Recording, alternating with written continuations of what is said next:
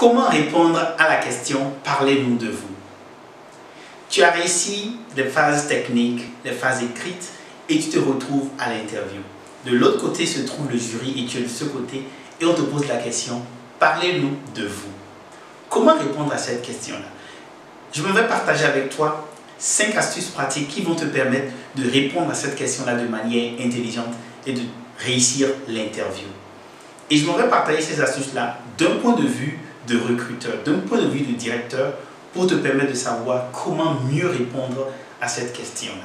Écoute cette vidéo jusqu'à la fin parce que je vais partager avec toi le script, c'est-à-dire exactement mot pour mot ce que tu dois utiliser pour répondre à cette question. Parlez-nous de vous lors d'un entretien. Hey, salut! Si c'est la première fois que tu découvres cette chaîne, c'est la chaîne L'Impatient. Ici, nous partageons des conseils pratiques sur l'entrepreneuriat, le leadership et l'amour. Et nous partageons beaucoup de ressources sur notre site web www.limpatient.com pour te permettre d'avancer vite et très vite en Afrique. Maintenant, attaquons la question. Parlez-nous de vous. Conseil numéro 1, ne parle pas de ta vie personnelle ou de ta vie familiale. Cette question-là, lorsqu'on te la pose, parlez-nous de vous. Le recruteur ne s'intéresse pas à qu'est-ce que tu aimes manger, ta vie familiale, est-ce que tu es marié, combien d'enfants tu as, ou encore si tu aimes le foot ou bien si tu aimes The Voice. Non, ça n'intéresse pas du tout le recruteur quand on te pose cette question, parlez-nous de vous. Donc, ne réponds pas à cette question-là en parlant de ces choix personnels-là. En réalité, ce qui intéresse le recruteur, c'est ton expérience professionnelle, ta formation, comment est-ce que tout ceci permet de répondre à son problème.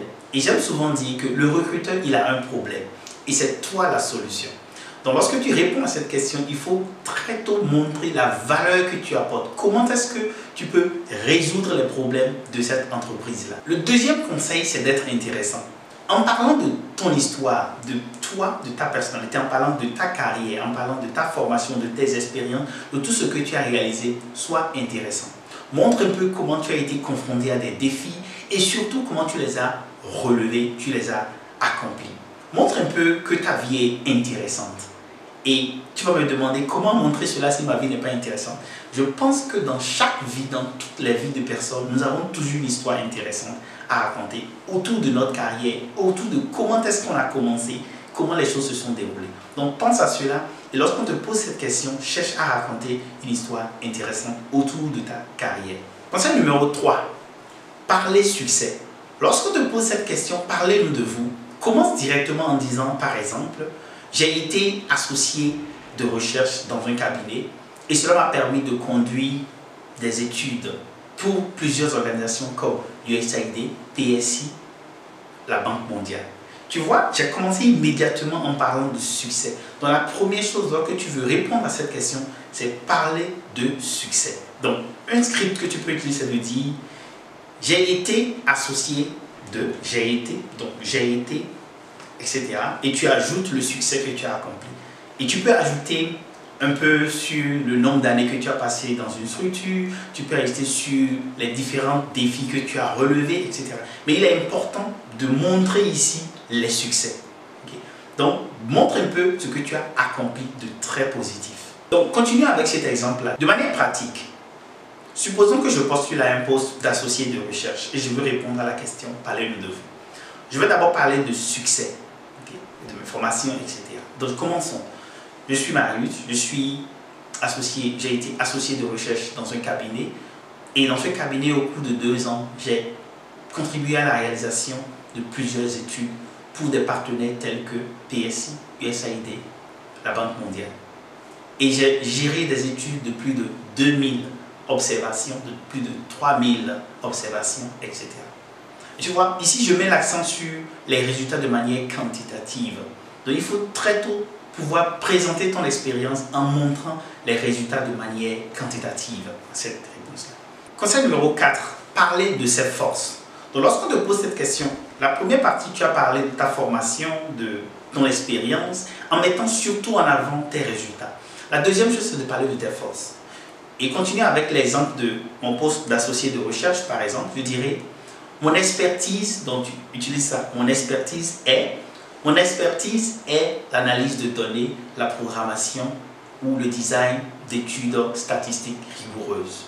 Tu vois, il faut mettre l'accent sur ton expertise. Donc, si tu es comptable, prenons l'exemple d'un comptable, je dirais, mon expertise est la planification financière, l'exécution des budgets et le rapportage aux bailleurs de fonds selon le canevas selon le canevas qui a été communiqué.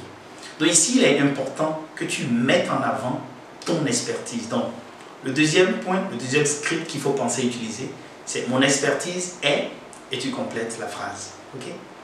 Conseil numéro 5. Connecter ton expérience au cahier de charge.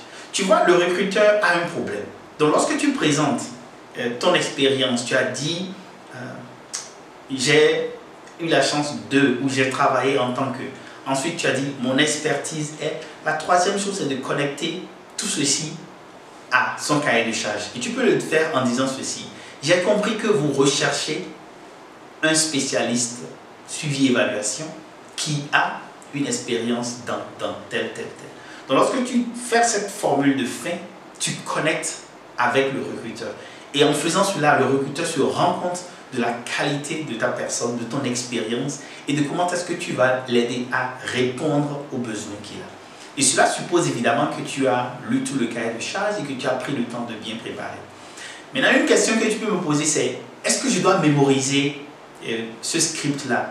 Oui, la réponse est oui. En fait, tu dois tellement travailler ce script-là, si possible même l'écrire, que cela devient totalement naturel pour toi de te présenter en utilisant ces trois niveaux-là. Le premier niveau, c'est de dire j'ai commencé, j'ai travaillé en tant qu'associé de recherche, et en parlant des résultats, en mettant en valeur les valeurs résultats quantitatifs. Le deuxième niveau dans la présentation, c'est de dire mon expertise est, et tu ajoutes ce que ton expertise est. Et la troisième partie de cette réponse-là, c'est de dire j'ai compris que vous cherchez un poste 2 et j'ai telle expérience. Donc tu vois, si tu utilises ces trois niveaux-là, tu vas bien répondre à cette question-là. Maintenant, ceci est juste une question. Si tu as une interview, on va te poser environ 10 à 15 questions. Et nous avons développé un cours phénoménal sur comment réussir ton interview. Et ce qui est intéressant dans ce cours-là, c'est qu'il y a 42 questions avec leurs réponses écrites. Donc ce que je te demande de faire, c'est de regarder bien dans le lien. Tu pourras voir si ce cours-là peut t'aider à répondre à un besoin urgent maintenant. Dans tous les cas, je te dis que ce cours est un cours phénoménal et va t'aider à pouvoir réussir à toutes les interviews qui vont se présenter à toi. Reviens voir cette vidéo autant de fois que tu veux parce qu'il est important que chaque fois que tu as une interview, que tu sois préparé pour mieux réussir. Cela dit, il ne me reste qu'à te souhaiter une seule chose, bonne chance, réussite et à ton succès. Viens nous partager les nouvelles de ta réussite. Je suis Marius Chabi, j'aide les professionnels compétents à aller à l'international, devenir manager et à y exceller.